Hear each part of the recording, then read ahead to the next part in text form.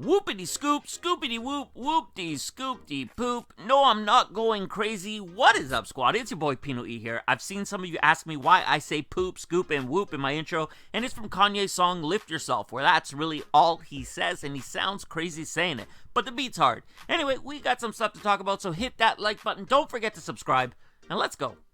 Let's start with Adidas and take a look at the watermark that we got up on screen. Like, dude, we get it. You want people to know this is your picture, but try being a little more subtle about it. This shit's annoying and I hate it. You've got 3 watermarks on one shoe. But what we got here is a look at the Dragon Ball Z Adidas ZX500 RM Son Goku, which is dropping as part of the 8-pair Dragon Ball Z collection. The Son Goku comes dressed in the same colors as the hero's outfit, in orange, yellow, and navy, with the pair sitting on a boost mid. We still don't yet have a date for these, but you can't expect them to drop sometime this coming August. Before we move on, I want to get everyone's opinion on this man here, Kanye West. We've seen how he's been shamelessly trying to get attention for his new projects that are coming out. He's talked about Trump, he's talked about making money, he's talked about a bunch of bitch-ass shit. And just a couple days back, we heard him say in a TMZ interview that slavery was a choice. What the fuck is wrong with this guy? This fool is going off the deep end, living in such a bubble in his cozy home in Calabasas, surrounded by the men-destroying Kardashians. Seriously, these ladies leave a trail of men who they've sucked the fucking life out of behind them. And Kanye, you just went and really fucked up now. Looks like that slavery comment was the straw that broke the camel's back, and there's some serious discussions going on right now asking if Adidas should be dropping him. The question of should Adidas drop Kanye actually made its way up to the CEO of Adidas via an interview they held with Bloomberg. And at first he was trying to deflect the question, but was later pushed to a response. And here's what he said. Last year we did almost $25 billion. We're a very large company. Kanye in the Yeezy is a very important part for our brand. From a revenue standpoint, less though. Now let me just stop there. To everyone who thinks that Yeezy is a money-making machine for Adidas, take note that the CEO just said he's not all that important when it comes to revenue. But it's a very important part of how we promote our products, particularly in the US and other parts of the world. At the same time, the brand Adidas grew last quarter in the US 23%, so while Kanye is a very important part of the Adidas brand, Adidas is a large global company with a very, very strong presence around the world and will continue to perform well. So do I think Adidas will drop Kanye? As of right now, absolutely not. But if the pressure grows, I'm not too sure. I find it interesting how in that snippet I just read back, the CEO seems to downplay the overall importance of Kanye West to revenue and company performance at Adidas. Honestly though, I don't think shit's gonna happen. People are mad at him for being a fucking moron, rightfully so right now, and for him saying some dickhead things, but it will blow over and his shoes will sell out, his album will sell millions, and people are gonna forget what he said. But I think he's so out of touch, it's amazing to comprehend how he blames Obama for doing nothing in Chicago, and this is not about politics. I don't care about Obama, I don't care about Trump. But the question we should be asking is, what have you done, Mr. Kanye West, as the self-proclaimed most influential man in the world? You know what you've done? You've asked Zuckerberg for more than $500 million to launch a clothing brand. You remind us how awesome Kanye West is and how bad things are in Chicago while you're living in your house on the hills. Before we move on, here's what I'm going to say. Kanye West is about Kanye West and improving Kanye West's life. He does not care about you or me or white people or black people or yellow people or brown people. He cares about Kanye West. Leave your comments below though. I want to hear your thoughts. Let's move on. And next, let's move on over to Nike and start with the Nike Epic React. And we got some good news to anyone who's a fan of the model. As of today, Nike's added the silhouette to the Nike ID platform, which allows customers to add their own personal touches to their pair. For these, you could choose the color of the Flyknit upper, the swoosh color, the color of the heel clip. And the heel clip is that piece that sits on the heel, sitting on top of the midsole. You can change the laces, the midsole, the outsole, and add text to the heel. If you're interested, head on over to Nike.com now, and just note that pairs will run you $170. Next up, we got some images of the Kendrick Lamar Nike Cortez Kenny 3 shared by Dave Free, president of Top Dog Entertainment. Looks like the next K-Dot pair to drop will be based off a black upper with white Nike swoosh branding and outsole, paired with a red ribbon running up the tongue and the heel. And along with the shoes, we see Dave wearing a co-branded TDE Nike hoodie. We don't really have any release info right now, but based on Dave's post, he suggests that they may kick off tomorrow, May 4th, as Kendrick's tour kicks off in Vancouver. So stay tuned for more. Moving on, next up we gotta look at the next Nike Air More Money that's dropping, featuring a basketball-shaped pig.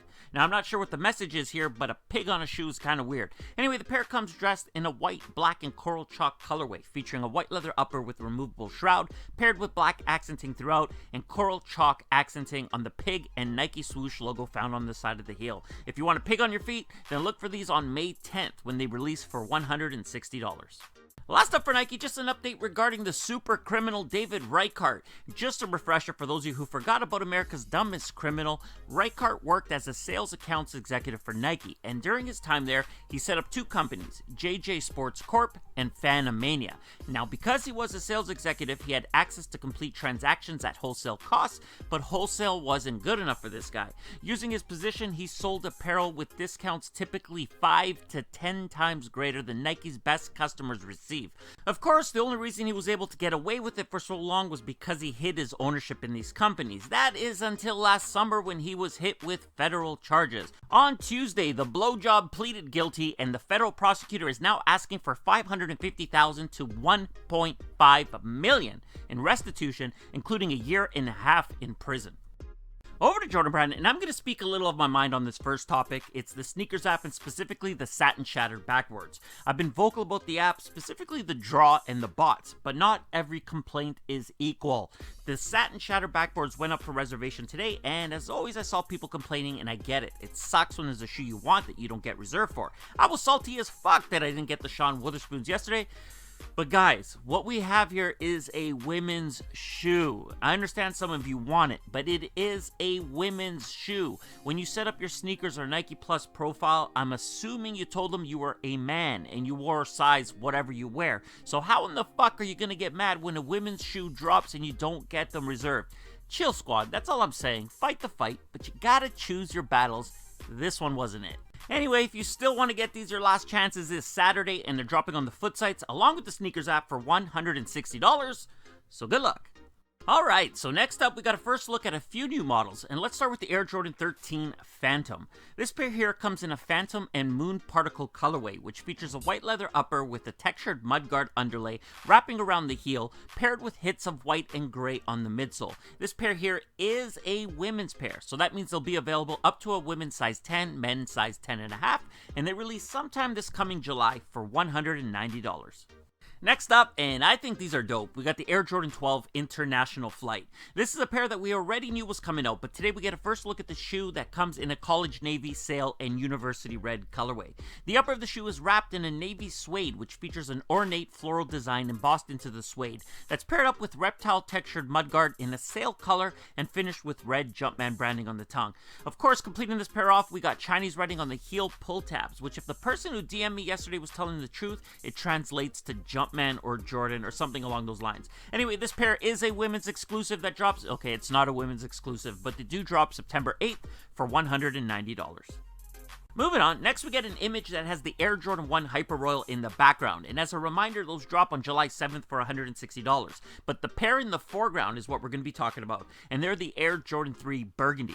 Now this pair really is a women's exclusive pair that comes featuring a full burgundy nubuck upper with matching burgundy leather on the toe and heel, but sadly missing from this pair is the iconic elephant print. I love how that burgundy upper gets paired up with that sail outsole, so ladies, if you want them, you're going to have to wait till sometime this fall when they drop for $190. I love it. The Air Jordan 3. There's no such thing as an ugly 3 squad, and this next pair up on screen is no exception to that rule. This pair here is the Air Jordan 3, which comes in a USA-inspired colorway, dropping as part of an upcoming international flight collection.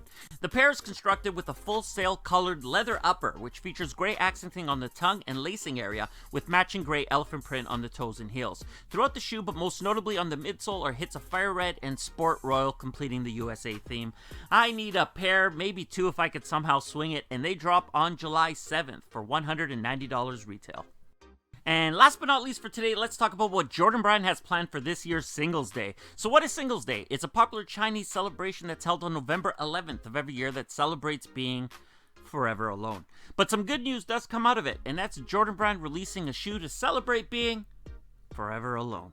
So here's what I know. First off, the shoe releasing is not the Toro 4, but it's the closest thing I could find as an image. The pair is an Air Jordan 4, and it will be all red.